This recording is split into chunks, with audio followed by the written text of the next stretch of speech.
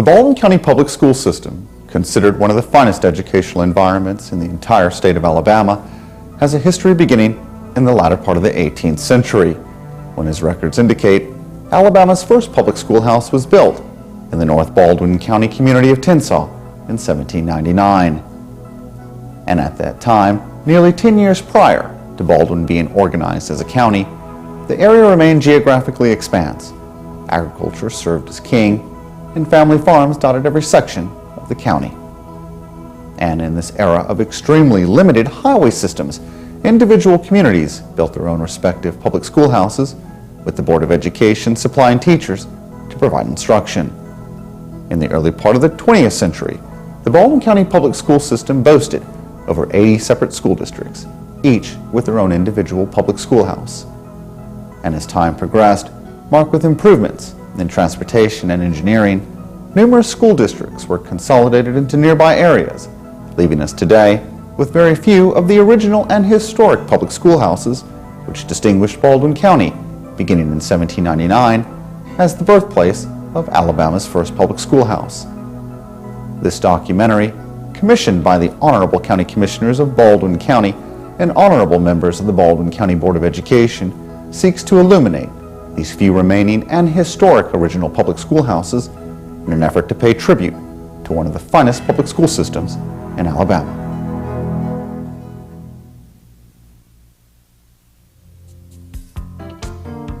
Located on the corner of Baldwin County Highway 138 and State Highway 225, the building previously known as the Crossroads School has served as an important educational landmark in Baldwin County for many years, with educational facilities in the Crossroads area beginning with a log schoolhouse constructed in the early 19th century. This facility on Baldwin County Highway 138 imbues a classic architectural style reminiscent of an earlier time. When the original building was constructed in the early part of the 20th century, it contained 2 rooms, and thereafter in 1953, the school provided 3 classrooms, cafeteria, and an auditorium. Today, the Crossroads School no longer serves as an active educational institution in Baldwin County. However, during its course of service, the Crossroads School touched many lives and continues to remain an important historic landmark in this expanse unincorporated community.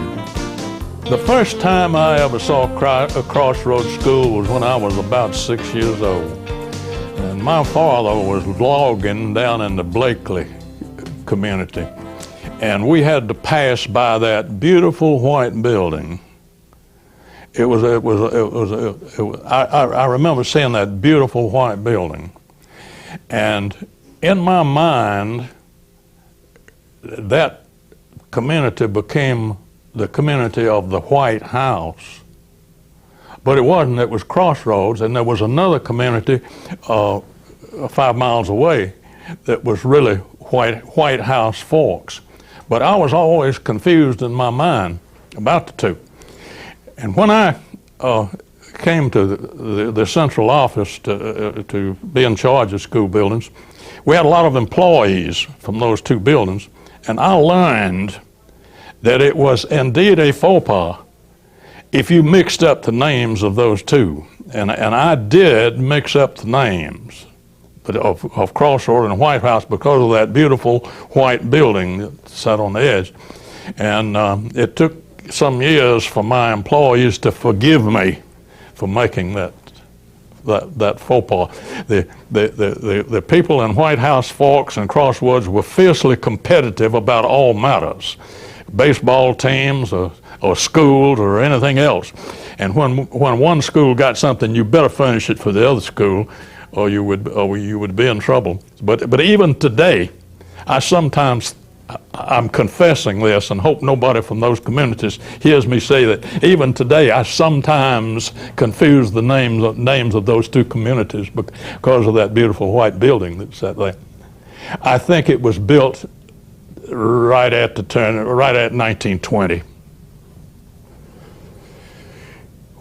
In my time, we increased the size of Crossroads School by bringing in the former Tensaw School building. It was a 2-room building, 2.5-room building. It was a replica of the Lillian building that we talked about earlier. It was built in such manner that it could be a 12th grade school.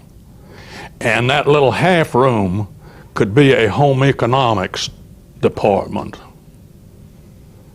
6 grades in each of the room, and a little kitchen there that could be used for teaching of home economics.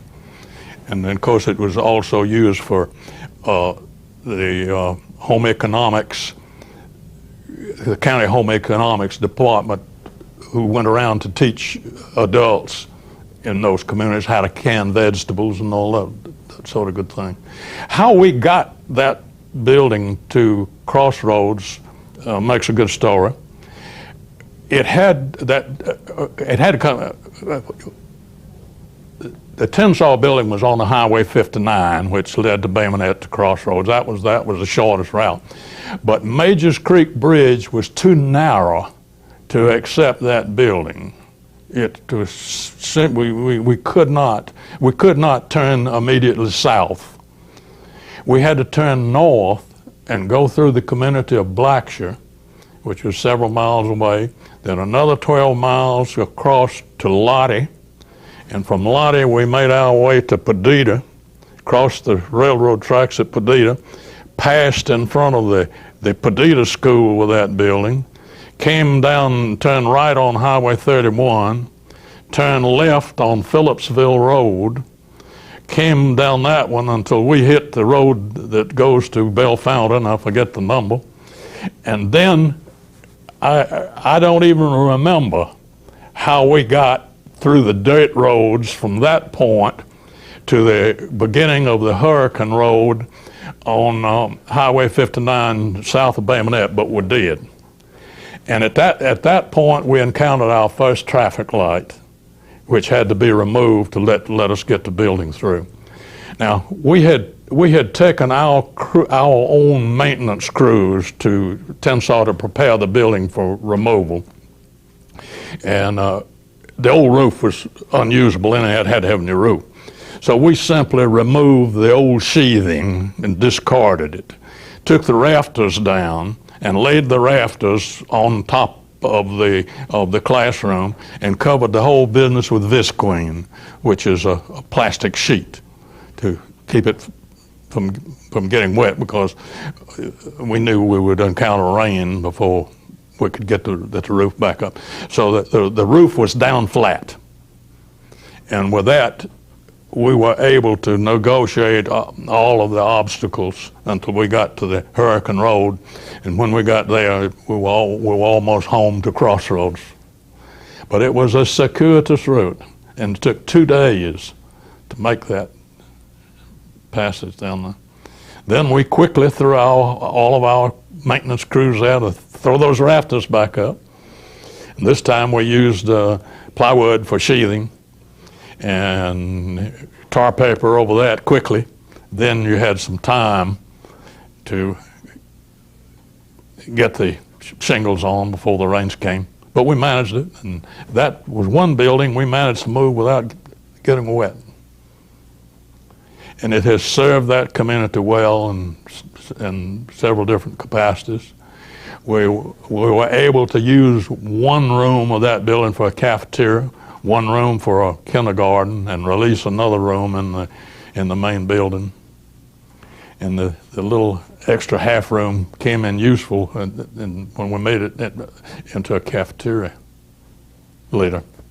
Made the whole building into a cafeteria later. Our maintenance crews tended to come from the areas outlying from Bay Minette, and so many of them came from the Crossroads community.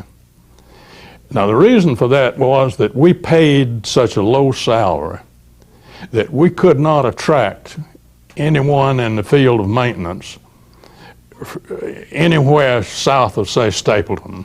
There were just greater opportunities for employment south of Stapleton in that time. You couldn't hire anyone to paint or do plumbing or do carpentry work on school buildings with a salary that we had to pay in those days. And we had to take people who had their own homes in rural areas, who had some other means of support than their regular work. In other words, there had to be somebody who kept a milk cow on his premises, raised a pig or two in the pen, and had 4 or 5 acres of corn that he raised for his animals. He had to somewhat have to live on the land. And then these people were able to achieve a better standard of living because they helped each other. They became a very tight-knit group. These mechanics that worked in the school bus shop and the maintenance workers, who all came from Perdita or Crossroads or White House Forks. When one of their wells at home failed, Saturday morning the entire crew pulled his well and fixed his pump. When his roof leaked, the entire crew on Saturday and perhaps Sunday assembled at his house and put him on a new roof. They just helped each other, and they had they had all of the skills that a homeowner needed to maintain his home. So that because they were such a tight-knit group, because they were so talented, and because they knew each other so well, they were able to work for the Board of Education and enjoy a standard of living quite a bit higher than their salary range would allow them to do. It was a remarkable group of people that worked in that capacity for the Board of Education in those days. They were loyal to the Board of Ed, loyal to the nth degree. There was no such thing as overtime. And there was no such thing as a week when every man didn't put in many extra hours at night and on weekends. They did whatever it took. In those days, there were no spare buses. And if a clutch went out and a bus on a bus 40 miles away, somebody, 2 people, 2 mechanics, had to go there and take that clutch out and put in a new one during the night so that that bus could make its run the next morning. And this was rain or shine, summer or winter. There's a wonderful story about one of our mechanics who was at Taylor's Still late, almost before dark, lying on his back on the ground, working up under the school bus, and he felt something crawling across him. Big rattlesnake. And he disciplined himself and froze until that snake crawled away. Under a school bus, down in the sand.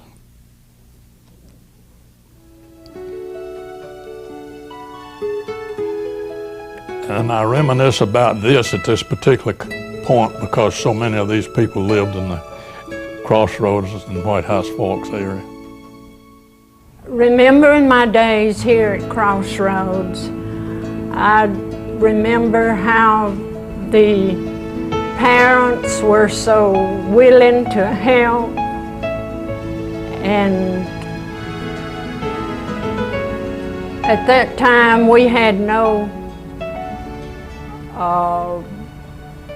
play equipment, and that's how we, by putting on plays, and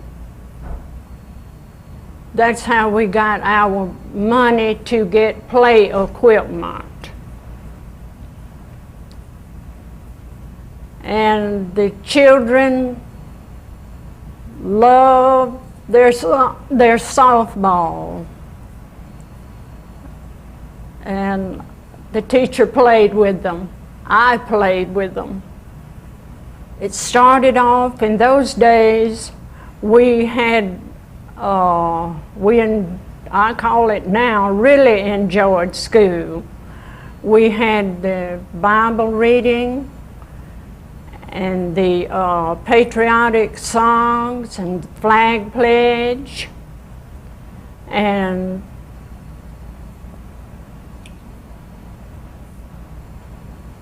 I took up lunch money and count every day, and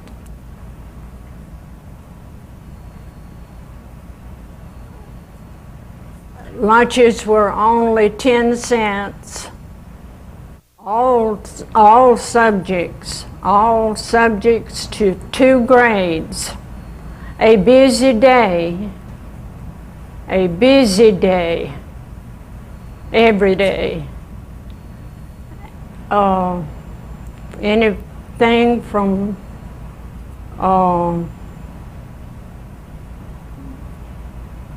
math to geography and just all subjects. And I had a schedule that we took geography half a year, and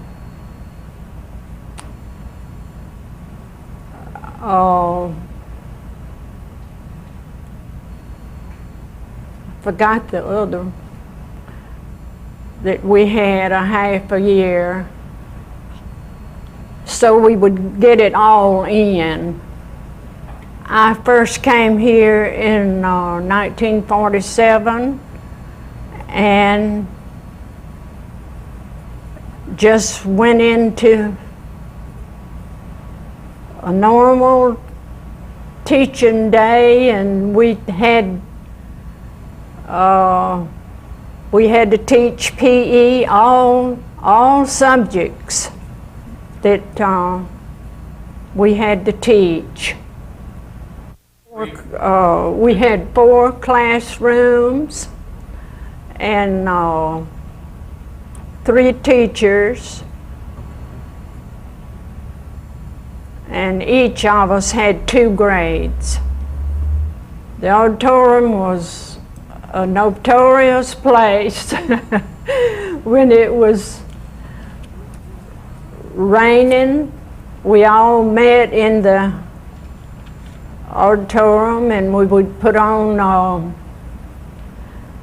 especially after TV came in, the children would put on TV shows, their favorite TV show, and entertain till the buses came.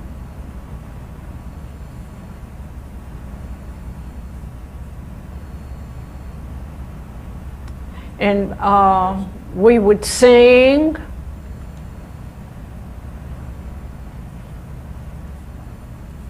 play games, and the auditorium was had a skylight. At that time, it had a skylight right up there. We had the most wonderful cooks. They would make that bread, those rolls. You could smell them over to the store. They were so good. The children, we always had a Christmas tree. And the list of the number of things, gifts that I received, I made a list so that whenever they came up to me the next first day of after Christmas holidays, they would say, "Did you like my gift?" And I'd say, "Oh yes, I love that gift." And whatever it was, I'd name it, whatever the child had given me, because I couldn't possibly remember all of that just exactly what they had given me, not all of it. And I received a most wonderful gift that I thought was just so unusual, and it was. It's a purse made from a gallon bucket, and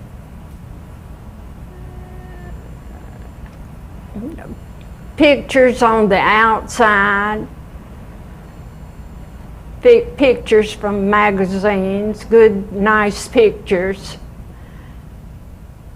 And I just thought it was so unusual until I have kept it all these years, and I still admire it. It was made by Andre Fuller. You all just missed half your lives. You didn't have a chance to come up and build a fire for heat for the children when they got here. I had to build it in a pot-bellied stove, and so it would be warm when they got here.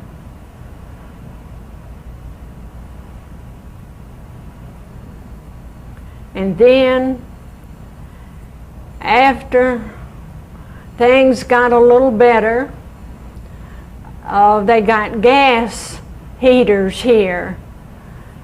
But I like the pot-bellied stove the best because the heaters were so hard to turn on. I would hurt my hand every time. I like the pot-bellied stove the best because we had weeks at my home. My brothers and sisters had weeks of building a fire in the fireplace, and so I knew how to build a fire. I didn't know too much about those gas heaters. The parents brought the wood. We had the coal during the pot-bellied stove days because it wasn't possible to just burn all wood. The parents it was hard on parents too to get wood here. And then they started bringing coal, the Board of Education. My earliest memory of Crossroads School was as a child traveling through this area. I guess it must have been the middle 20s, and my dad was a logging man, and he was headed south to log the Blakely battlegrounds. He was going to cut off all that big pine timber down there. And as a child, I came down with him on a trip to move his equipment. Remember, he had a tremendous Nash truck. It was a 2.5 tonner, which was a monster in those days when compared to the Model Ts. And we were making a trip down with one of his camp cars. We left home early morning. Sometime late in the morning, we came to civilization. We had come down this 3-trail road from Stockton and climbed this hill, and lo and behold, off on our right was this big white house. It was a monster to me in those days, and it just became a landmark for me in later years. Many years later, when I worked for the Board of Education, about 1960, I became supervisor of buildings and transportation, and it was my business to examine and take care of problems that related to school maintenance. The first problem that I remember dealing with at Crossroads School was the noisy gas heaters that had just been hung in each classroom to replace the old pot-bellied stoves. Teachers were complaining they couldn't teach. And I came down to see what the problem was. I went in and I sat down in a classroom. I couldn't hear a thing. I don't see how they could have possibly been teaching much. They just had to shut them off if they wanted to get something across to kids. We tried everything in the world we knew to do. We tried to slow down the speed of the fans, but when we slowed them down, the fans would overheat and had an automatic cutoff in them. And that stopped the whole process. We finally had to speed the fans back up, and that wasn't popular with these teachers. We finally got a new type of fan that had a squirrel cage fan instead of the old propeller type, and we replaced them, and that helped some. But we never did lick the whole problem of suspended gas heater fans until we went to a whole different type of a heating system. Crossroads School was probably one of the best maintained schools in the county at that particular time because of the attraction of these wonderful rolls that these cafeteria workers made. About half of our maintenance staff lived in Crossroads, and they were kind of favorites down here anyway. But the other attraction was those good rolls. A broken window just was not unattended very long at Crossroads School because somebody wanted to come fix it. Old-time people in the community, I was also responsible for school lands in those days. And we had rumors that the Board of Education owned one of the an acre of land somewhere in this area that had the first Crossroads School on it. But I could not find any records at the Board of Education that we owned it. But one of the employees, Albert Reben, lived in this area, and he remembered, he said, where the old schoolhouse was, and he undertook to take me there. We searched the woods north of here. I came down here on the Saturday even.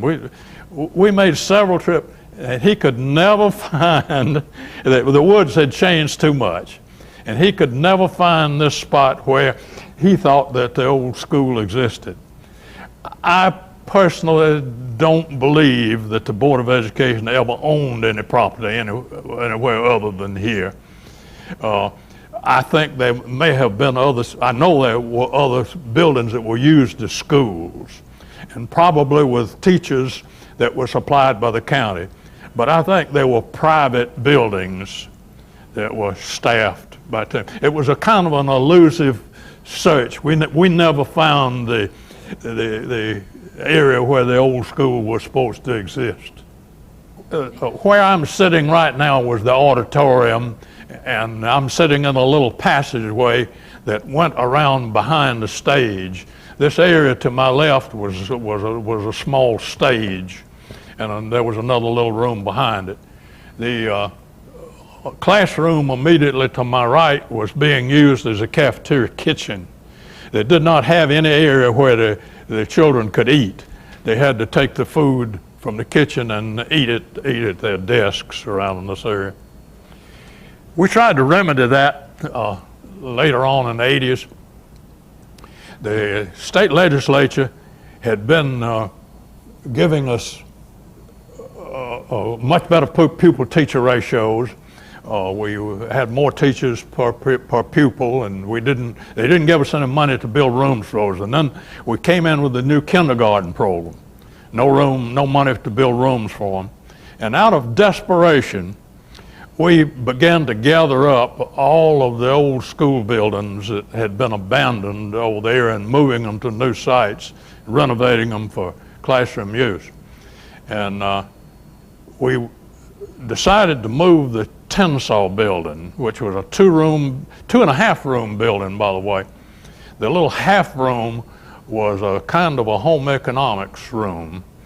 There had been a 12th grade school at one time at Tensall with 6 grades in one room and 6 grades in the other.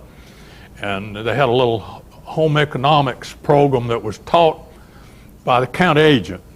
County agent would come to the school once a month, and all the girls would gather in for instruction and all food preparation, child care, that. And the boys would go to 4-H club.